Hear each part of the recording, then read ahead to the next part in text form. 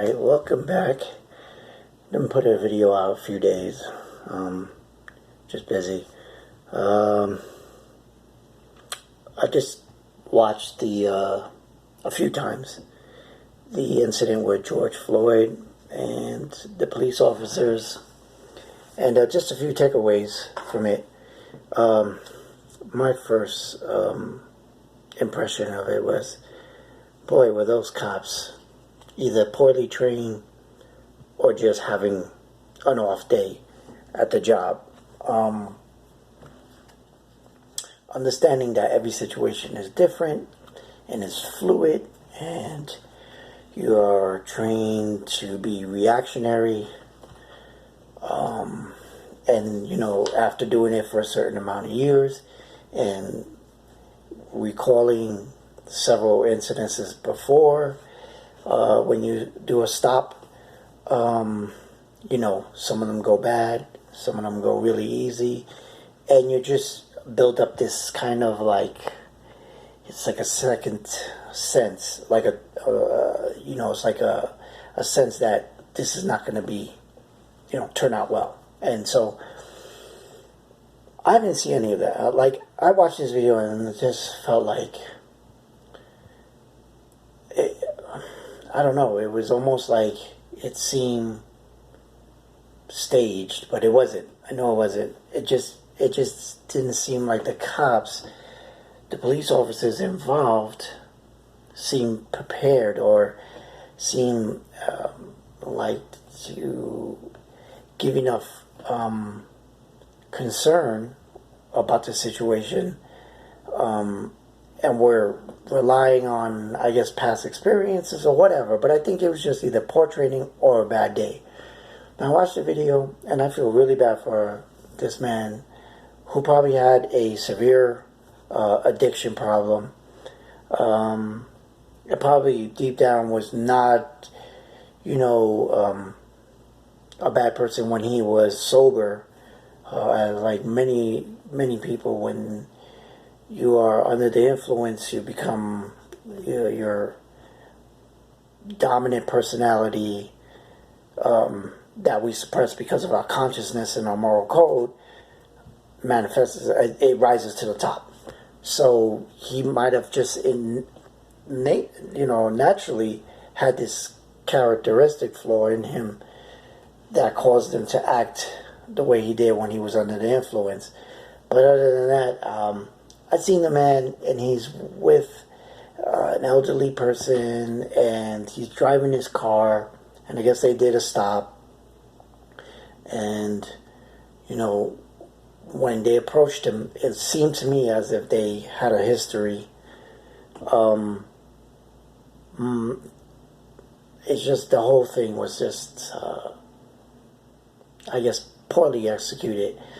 Now, granted, George Floyd resisted, but these officers should have recognized his resistance, handcuffed him, and then sat him on the floor until to evaluate him, and see, and I know the training kicks in, you automatically, but I didn't see in that video at any point any kind of Miranda's or why he was being stopped. I mean, I might have missed it. I only watched the video twice, but it just seemed like it was just like they knew him and they stopped him and automatically made an assumption. He's under the influence. We need to restrain him and get him under arrest. And what they didn't recognize, and I this is where I feel like I got poorly trained, was that he was agitated to the point where he was kind of hyperventilating. He was, his anxiety from the drugs was so heightened that he wasn't aware of the things he was doing. It was all instinct and reaction. There was no intent on his part that wasn't just that fright and flight, like when you're drowning and you're, yeah, I don't know. It's like when a plane has turbulence and all of a sudden it drops a couple of thousand feet. It's just like that you can't control it. It just comes out, and that's the human instinct. And that's where he was at because of the drugs, because he was under the influence. And the cops, I think, in that video, they just did not recognize it. Maybe they did. Maybe they didn't care. They had a history. I don't know. But,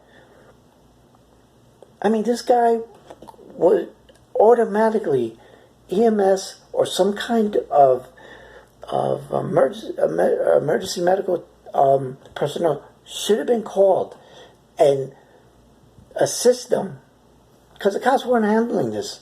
They were using force, and they were using words and this leverage, and at that point his instincts were so heightened that he wasn't even aware, I think, of where he was at. What first struck me about the guy was that he was pleading with them not to shoot at him. And so that already should have sent alarms to the officer and say, man, this guy is at a heightened alert.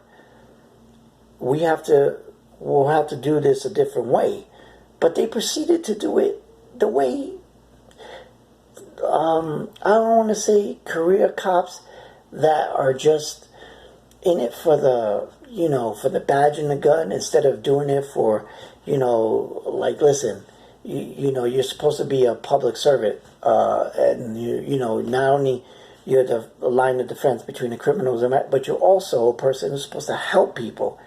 And they were so like cowboyish at the it just seemed like handcuffing him, dragging him out of the car, try to push him into it was just so, I didn't like any of it.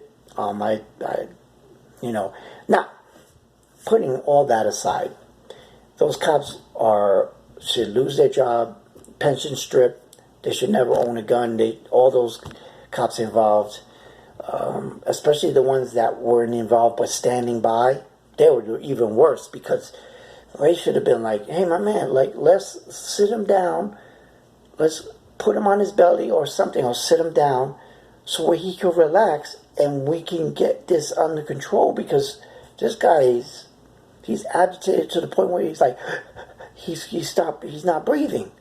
And I would hate that to happen to anybody. It would, to a criminal or a good person,